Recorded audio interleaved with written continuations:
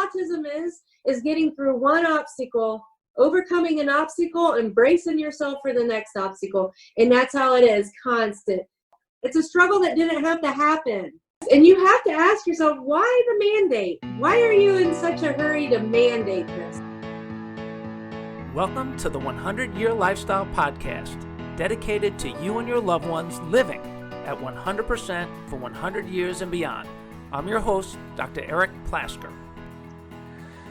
Welcome, everybody, to the 100-Year Lifestyle Podcast. Dr. Eric Plasker here. And yes, we are transforming health and longevity worldwide so that you and your loved ones can live at 100% for 100 years and beyond. And hey, I have a very new friend, kindred spirit, special guest with us today, Stephanie Renner. Welcome, Stephanie.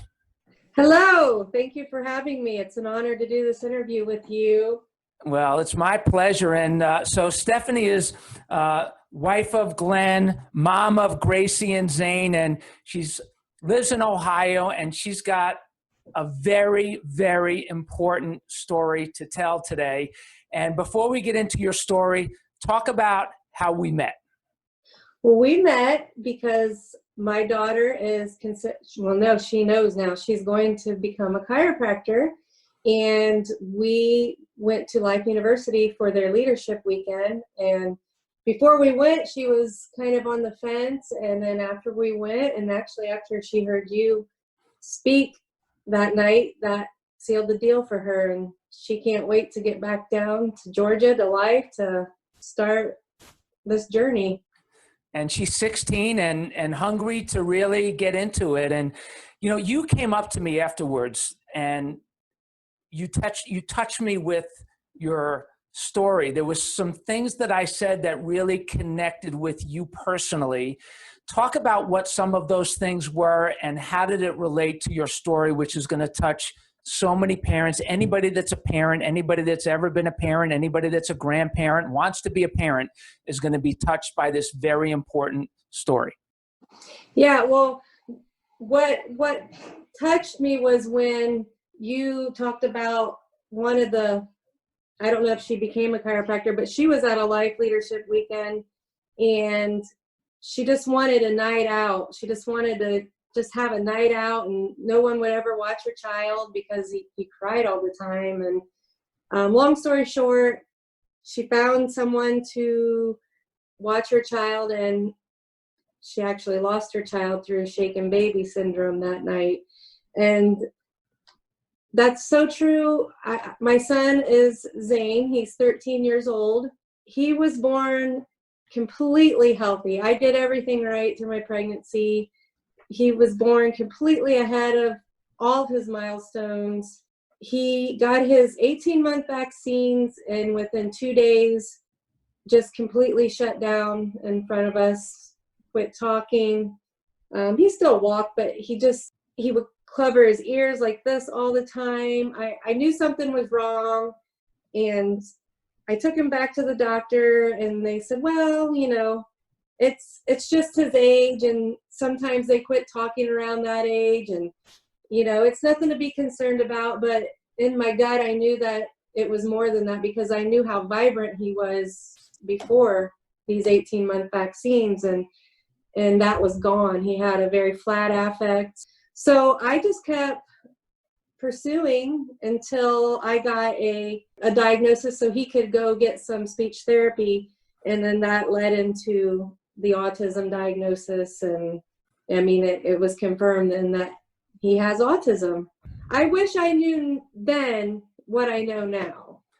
Which is why we're having this conversation, because what I really appreciate about you is out of this incredible challenge that you did not ask for, certainly, you are channeling and have a commitment to channel the energy and the pain that you feel and the suffering that you feel. And like you mentioned to me, even the guilt that you feel, which we're going to talk about all of those things into making a difference. And when you saw this happen to your son right before your eyes, describe what that was like, because there's a lot of parents, and I know that you would probably at times want to wring their neck when they say there's no proof that autism is caused by vaccines, and you probably just want to, and you're not a violent person, you're a sweet, caring, loving person. I totally get that. I can be a fighter. Yeah, no, that's what I would. I believe. That's what I love about you, because we got a fight on our hands. We're going to talk about that too. And so they make these statements, and you are not an imbecile or an idiot. You are a caring, compassionate, loving mother who gave her heart and soul into her children. And you did what the doctors told you to do. You did what you thought was right. And then you saw this happen. Describe what it was like, literally as it happened before your eyes, so that people can understand that this is truly happening in epidemic proportions around the country, and it is real. I was really sick to my stomach because I knew something was wrong.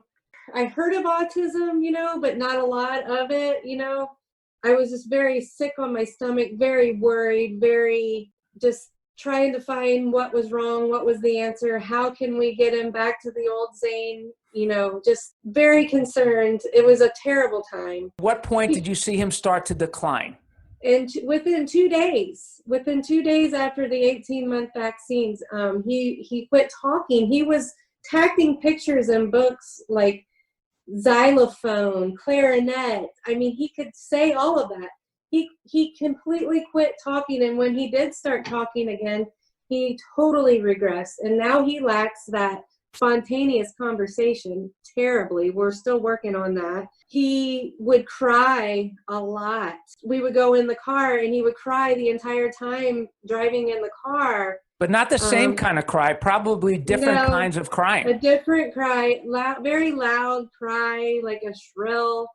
I mean, he would have fits. I quit buying lamps in our house because he would break them. I mean, we've had holes in our walls. That was in the earlier years. As the older he gets, and kind of some of the more therapies, right now we've been working on how to control his emotions, because he's hit puberty now, and we still are dealing with some of the behavioral stuff and the anger stuff, and it's hard. So yeah, I searched, trying to find out what was wrong. It actually led me to having a small breakdown myself, what led me to a chiropractor. It led me to, someone said, hey, maybe you should go see Dr. Travis. This was at a gym I was working out in. They had a small office inside this gym.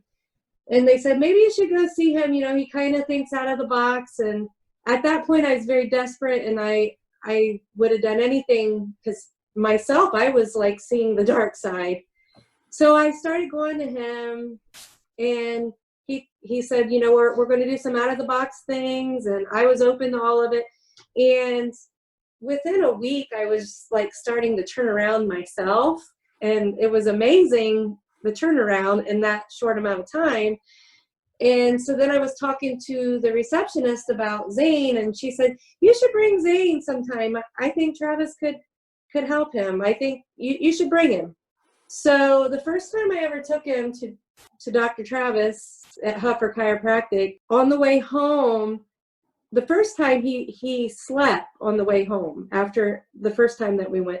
The next time following that, he talked the whole way home. Wow. From the chiropractor, and we live an hour from our chiropractor. So I knew there was something there, and that was like life-changing for us, and chiropractic care has been life-changing for all of us, and our whole family goes now to Huffer Chiropractic. And when you asked the potential students if they're willing to make a house call, yes, they are willing to make a house call. They're so loving and giving, and their office loves our family unconditionally. They love Zane. They've never made us feel like we needed to leave or anything. They're very accommodating. Our chiropractor has seen us many times on a house call after hours, many times. It's I know Dr. Craig Huffer. He's a friend of mine. I know him for a long time, and you're in great hands there with his whole office. I want to back up where you were obviously going through all of these challenges, and the pediatrician did not acknowledge what was going on and blamed it on you, blamed it on Zane. It's just what he's going through, blamed it on his age. The reason I want you to talk about how you felt when this happened is I really believe that the entire pediatric industry is in jeopardy right now because they are hanging their hats. I mean, above all, do no harm is the Hippocratic Oath, and that is not happening in that industry. And healing is not really happening in that industry. Certainly in specialties, we're seeing miracles that are happening so often out of iatrogenic conditions that are then corrected by other specialists. And so talk about what that was like for you, because you're not alone, and parents who are going through that and get denied by or blamed. The parents get blamed or the kids get blamed for something that you know was caused by something that was prescribed and distributed and delivered by the pediatrician. It was very frustrating. It's very heartbreaking because I knew in my gut something was wrong, and I knew it happened after those vaccines because I knew how my son was before, and within 2 days, what was the difference? You know, I feel like in a sense, my pediatrician, he kind of knew that that was a possibility that happened because after that day, he never pressured me into another vaccine. He never, anything I asked for after that, test-wise, you know, he let me go through with that and do that. I feel like the pediatricians listen to Big Pharma. They depend on them. They trust them that what they are told about this medication and these pharmaceutical reps that come in or these vaccines, that they trust them so much that they, I don't want to say brainwashed in a sense, but no, you can say it. Go ahead. You can say it. Almost like they're brainwashed or something, because I guess when you go into your pediatrician office, why don't they lay out the possible side effects of all of these? Why don't they say, here's your list of side effects, you know, here's your pros, here's your cons, and then you decide, you know, why don't they never ever say anything about this could happen. In fact, they tell you to give your child Tylenol before you bring them in for the vaccines, which I think is now, sitting here now, that's crazy. Why do you want to give your child something that's going to make them sick, you know? I mean, yeah, it's frustrating. It is frustrating, and I feel your frustration. And, you know, there are so many things in the vaccines that people, if you look at the ingredients, like let's just take mercury, for example. There is mercury in almost every vaccine. And you will hear people say, hey, don't eat too much mercury. Don't eat too much sushi. There's mercury in the fish. And you don't want to become toxic. Or they'll say, if a thermometer breaks and the mercury's on the ground, don't touch it. It's toxic. It's poisonous. And when you're pregnant, you're supposed to stay away from mercury and stuff. Right. And so that's true too. And then I was just at the post office. This literally happened 2 days ago. I went to the post office to mail a certified letter.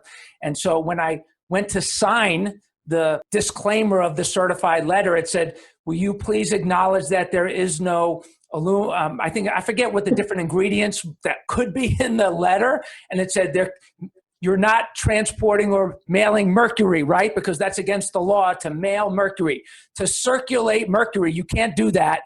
But you can inject it into your baby. Right. Parents need to understand that. And it's not just the mercury, it's the formaldehyde, it's the aborted fetuses, it's the monkey pus. I didn't know that. Yeah. I didn't know. I was a nurse. I was a nurse by trade until I had kids. And now I've been a stay-at-home mom. And now if you would ask me 7 years ago if I would be homeschooling my son and running a homeschool, I would have laughed, but that's my path now. That's my path within now.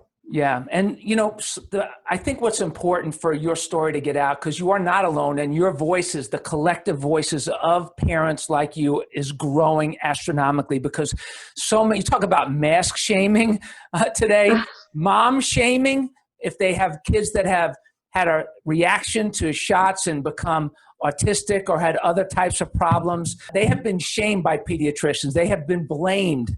And now what's really important that is happening, moms are speaking up, groups like Moms Across America and other groups around the country, where there is this unity where moms are rising up and say, you cannot silence us anymore.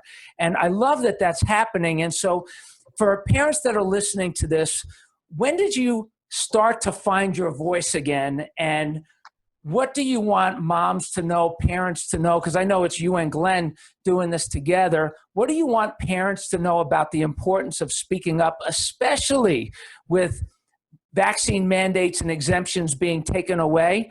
What do you want parents to know from the core of your soul?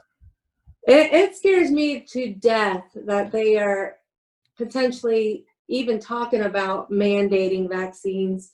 I mean, it should always be a choice. People now more than ever need to do their homework. And in the movie 1986, The Act, when I watched that, I actually watched it twice.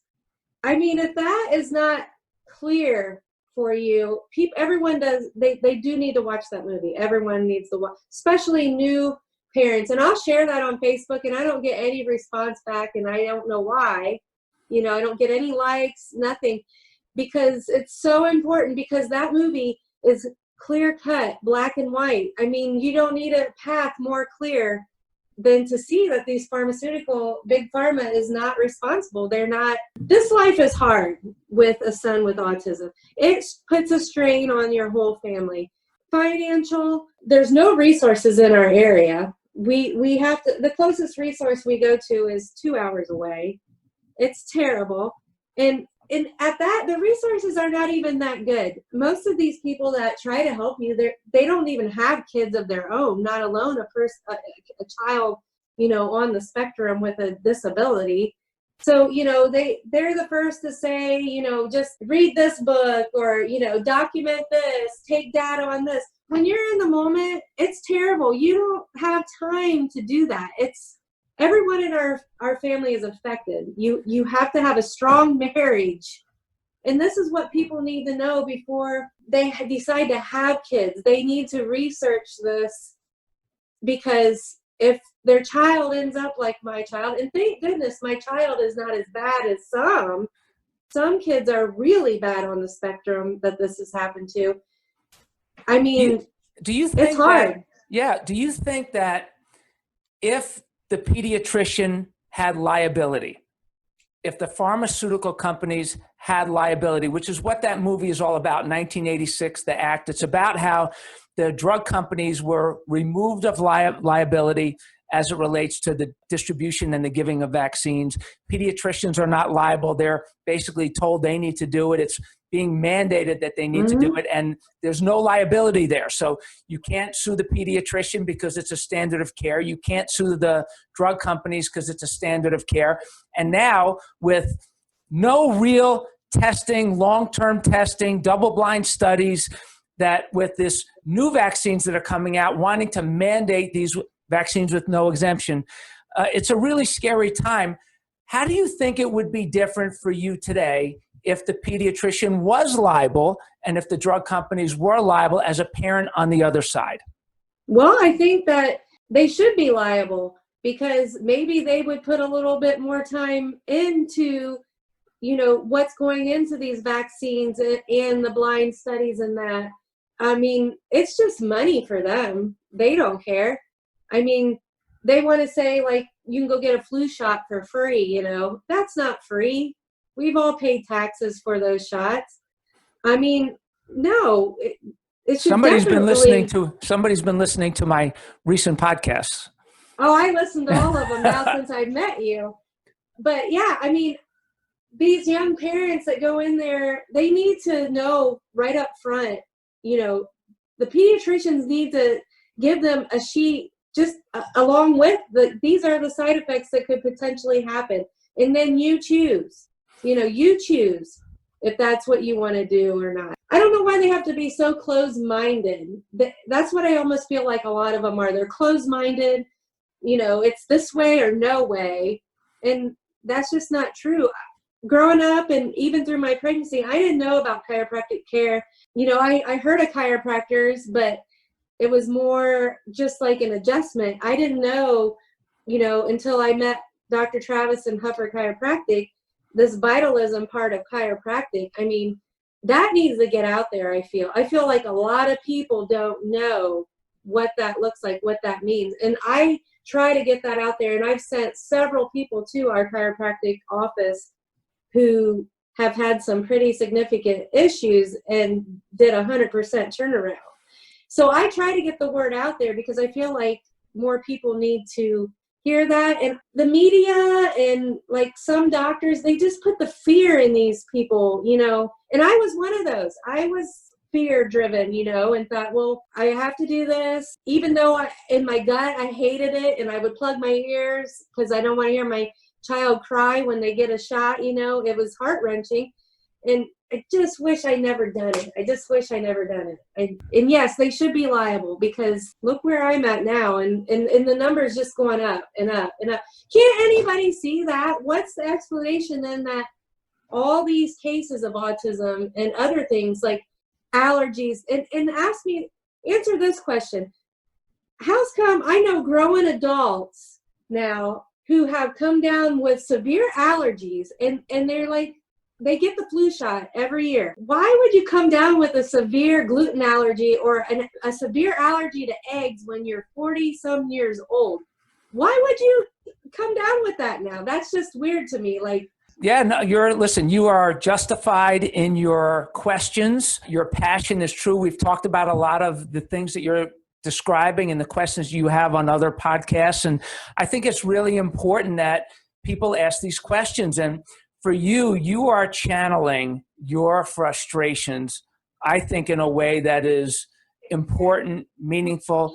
Talk about, you're very active on social media, and I think you're really just finding your voice with this. I feel like this is what this in a sense maybe is what my purpose is, even though some days I hate that this is what it is. And I know that people look at our family and they see the progress that Zane has made, because I do post a lot of stuff on social media and that. And I think that people want that for their child that are on the spectrum, but they don't understand the work that goes into that and the blood, sweat, and tears. I've shed so many tears at night when everyone's asleep. I mean, you're constantly worrying, is he going to be all right? Is he going to grow up and thrive? You know, is he going to get married someday? Is he going to find his niche? I mean, it's a nonstop worry, and it's just very stressful financially. I mean, some of the therapies are $200 an hour, and with the minimum therapy being, 3 hours, maybe 4 days a week. Nobody can afford that. And there's no help out there for you after you're in this mess. Yeah, so the government is free from liability. The drug companies are free from liability, and you carry all the burden if something goes wrong. All that of is a it. problem. And so now here we are, right, Stephanie? We're at a point where in 1986, the act, we have a wake of disaster that it has caused 10, 20, 34 years later. And I call it the coup. We went from 1986, the act, and here we are, 2020, the coup. What would you want every parent to know as an activist, having your voice be heard about the importance of speaking out now to block this insanity of no liability and shots to everybody without having personal exemptions and personal choices? It should always be a choice. And I guess if you don't want to speak out and stop this from happening, then you're just playing one big game of Russian roulette, because, I mean, who knows what your child could come down with, severe peanut allergy. It doesn't have to be autism. I mean, there's severe peanut allergies, there's gluten allergies, there's all kinds of stuff across the board. And if they mandate something like this, you're just playing one game of Russian roulette. I mean, it's just going to be a big money thing for them, make big pharma richer. So here's your chance, though. Here's your chance, because I know that there's a lot of times that you meet moms and you meet people that just are not listening to you, and you would love to walk up to them and shake them and get their attention. So this is your chance to shake them. So shake them with what you're going to say and tell them what you want them to know. I just want them to know to be active in your choices when you go to your pediatrician and stand up. If you have that gut feeling, you know, question it, question everything. And if they don't want to give you the answers, then don't go through with it, and don't do the research. Do the research. If you don't want to believe me, do the research. It's black and white. Just do that for your unborn child. Don't end up like me. I mean, we're going to have this our whole life. And the guilt I have with this for a long time, it was just almost too much to handle, because I feel like I did this to my child. I took him there. You know, I allowed this, and I should have said, wait a minute, you know, no, let me do the research and show me the inside of the box of the vaccine. I want to read it. Show me the label. Just do your research. Don't take what they tell you and just think that they're 100% right. It's your child. It's your choice.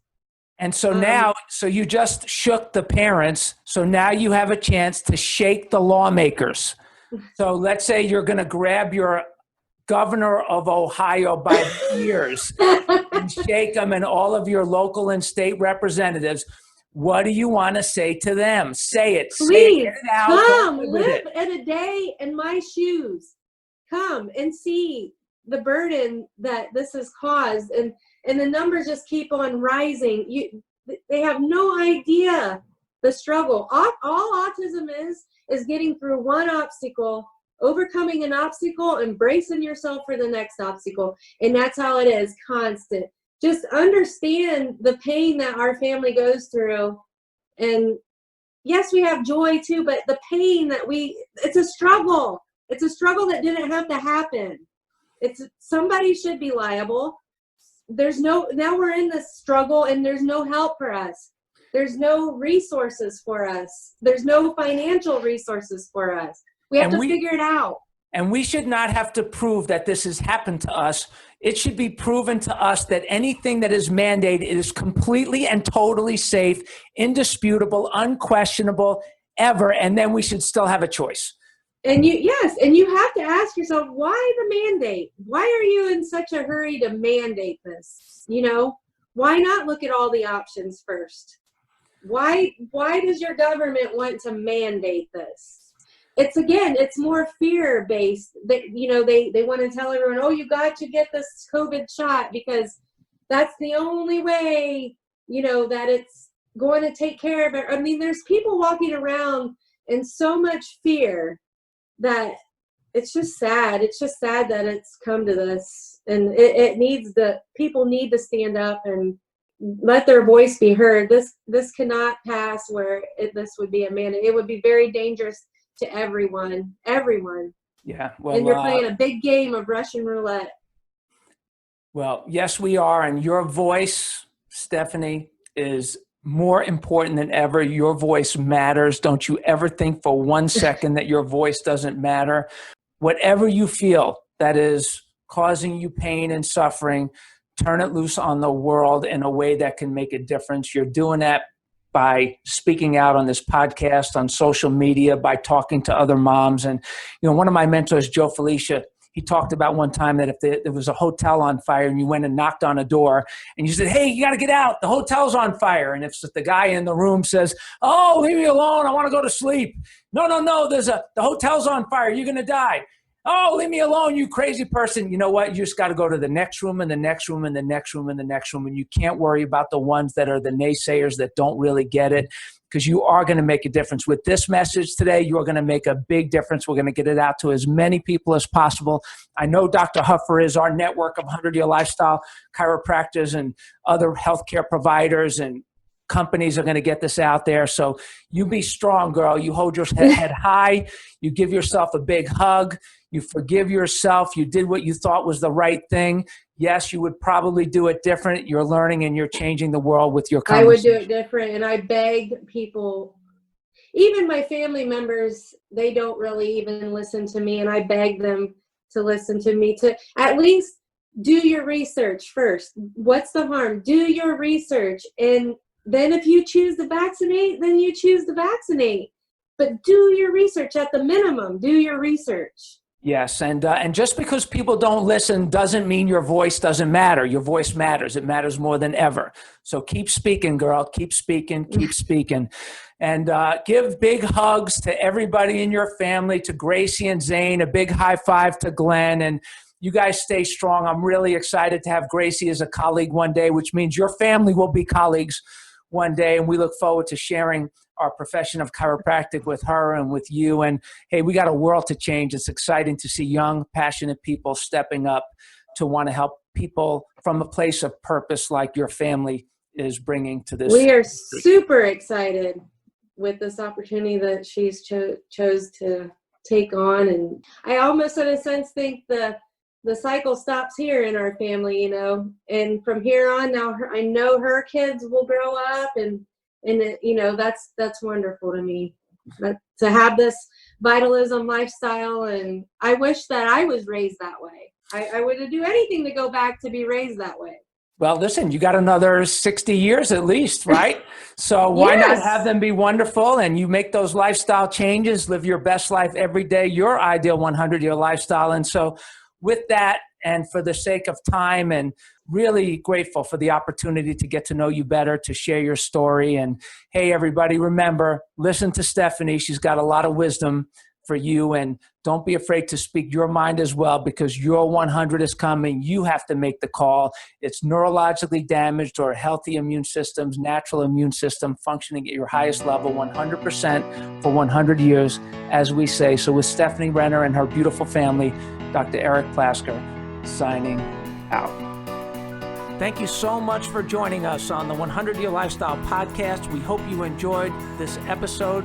If you have topics that you want us to cover, people you want us to interview, maybe you have some stories that you want to share, stories of yourself, loved ones, people in your life, we would love to hear from you and share your story. Please email us at my100@100yearlifestyle.com. And remember, nobody wants to get to 100 or even 50, 60, or 70 for that matter, crippled, broke, and alone. So please share the 100-Year Lifestyle, all of our podcasts, social media pages, website, with your family, friends, and coworkers so they can take this journey with you. And until next time, adjust your lifestyle. Live your best life today and every day on the road to a sensational century.